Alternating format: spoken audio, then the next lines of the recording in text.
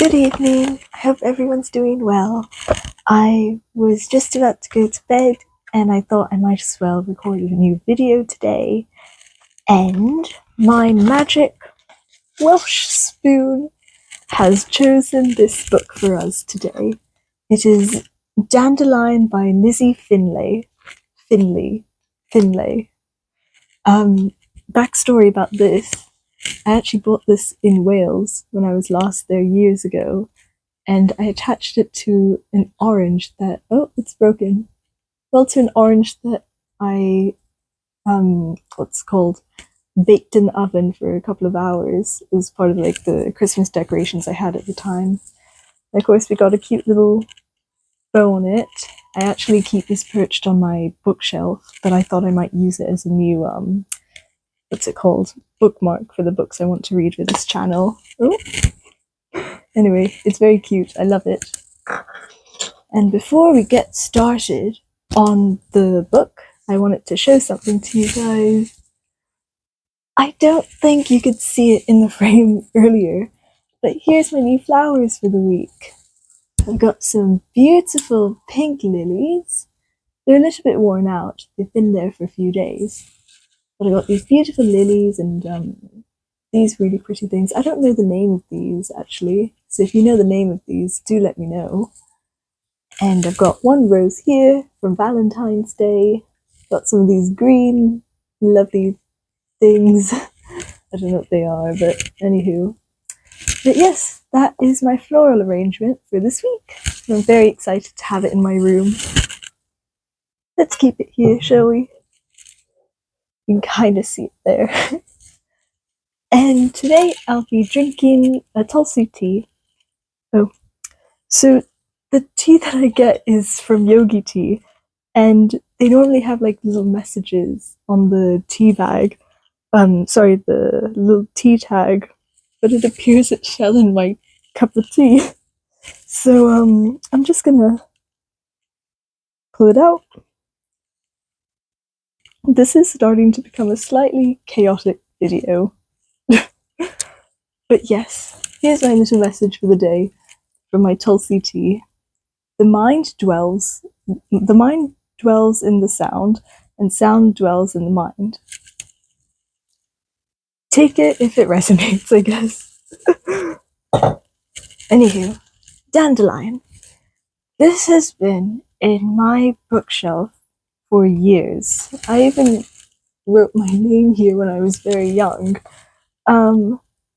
But I don't really remember reading this. I remember the cover. It was so iconic in the bookshelf that I used to have when I was younger, but I genuinely don't remember reading this. But in the back we've got a bit of a blurb, and it says, Dandylion is extraordinary. Dandylion brings a splash of colour into everyone's lives, but sometimes Dandylion is a little bit too unusual. Have you met Dandylion yet? I am Dandylion. An empowering story about friendship, diversity, and finding your place. So yes, I hope you can get a cup of tea, maybe a Tulsi tea from Yogi Tea. They are not sponsoring me, but I highly recommend. And we can start reading this book. Okay, Dandylion. It's a very cute picture there. They haven't written who illustrated it, but that'd be interesting to find out. Oh, this is the acknowledgement section. For my lovely mum, who loved order, but was always ready to embrace life's surprises, and to Joe and Dad, with love and thanks. Dandylion.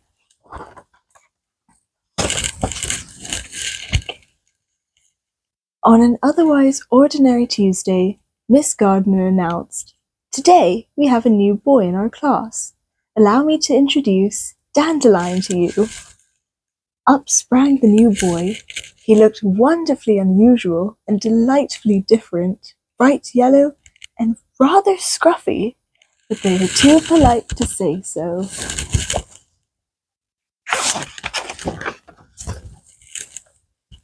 Everyone wanted to be Dandelion's new friend. "Please, can you sit next to me?" the little boy asked. "Thank you," said Miss Gardner. "Dandelion, this is Basil." Basil. Anyone knows Fawlty Towers? Right now in my head, I'm just imagining Basil Fawlty. I don't think he'd be this nice in real life. Anyway, "Dandelion, this is Basil. He'll look after you." On Basil's table, they were neatly painting their flower pictures. Oh, it's so sweet. I miss school, when school was just painting flower pictures. Before long, Dandelion was enjoying himself so much that he clumsily spilt the paint water everywhere. He was very upset. The table went quiet. Then Rosie laughed, and they all got the giggles. That's so sweet.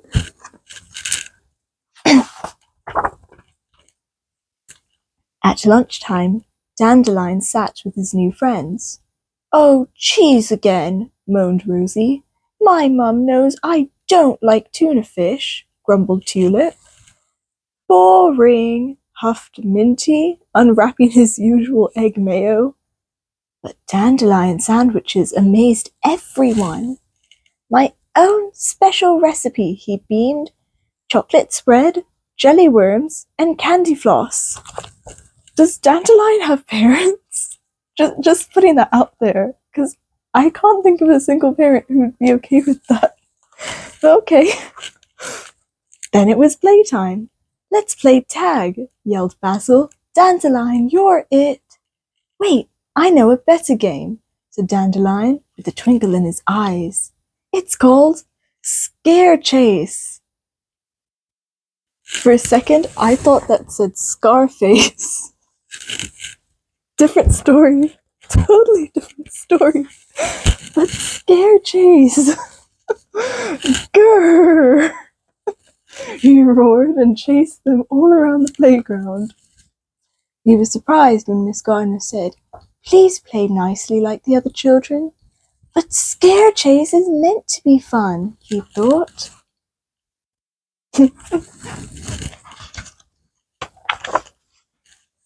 With Dandelion in the class, days skipped by faster, and unexpected things happened.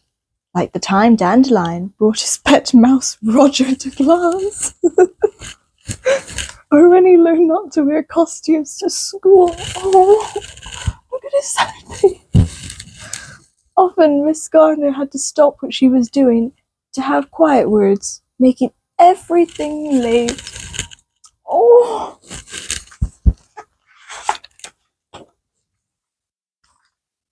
One terrible Wednesday, Dandelion's latest adventure landed the children in big trouble. Queuing for felt-tip moustaches had made them late for class, and they quickly discovered that it was incredibly naughty to draw on other people's faces.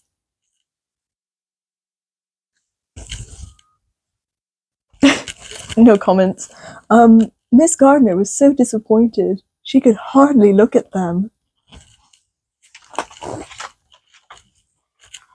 At lunchtime, Basil was chosen to be the spokesperson. What is this, the UN? "We like you, Dandelion," he squirmed. "It's just that you're not like us. You make life too crazy, too messy, and we get into too much trouble." Then in a small voice he said, "I think it might be because you're like a weed." You're like a weed. I've never heard that insult before, but okay.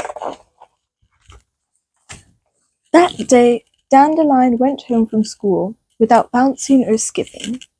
He felt very blue, although nobody would ever know because he was always so bright yellow.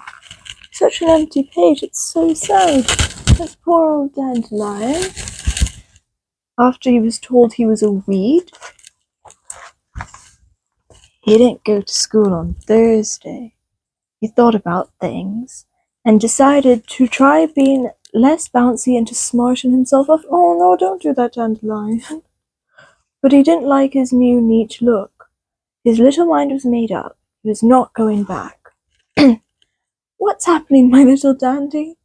Asked Grandpa. You look all serious with a bow in your hair. Okay, well, he does have a guardian at home.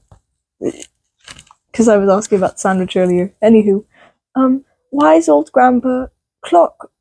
Wise old Grandpa Clock always knew what to do, so Dandelion told him everything.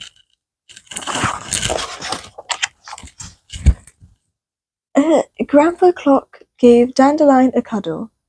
We all need special people to come and stir up our lives for us, he said. There'd never be any surprises if everything was always tidy, and we always need surprises. They said I'm like a weed, Dandelion sniffed. Remember, a weed is only a name given to a wildflower growing in the wrong place, said Grandpa. You're a beautiful wildflower and you can go back and stand tall. Oh, I mean, I know it's not a weed, but the yellow flowers remind me of these things.